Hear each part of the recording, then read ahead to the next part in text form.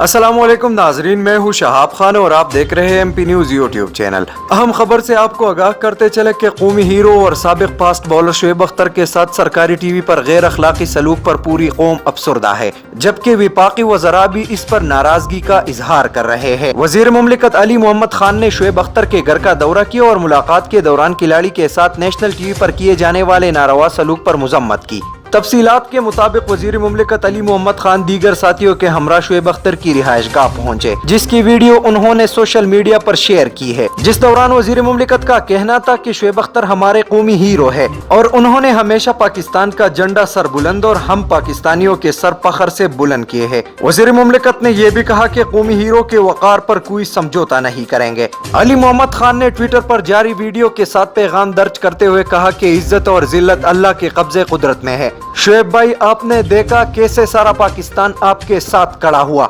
ऐसी है हमारी कौम, अपने असल हीरोज को पहचानती भी है और इनकी कदर करना भी जानती है और इम्तिहान के वक्त इनके साथ खड़ा होना भी जानती है। याद रहे कि PTV स्पोर्ट्स पर न्यूजीलैंड के खिलाफ जीत के बाद प्रोग्राम जारी था, जिसके पैनल में सरियोन रिचर्ड, डेविड गावर, आकिब जावेद, उमर गुल, राशिद लतीफ, अजहर महमूद, सना अमीर और शुएब अख्तर शामिल थे।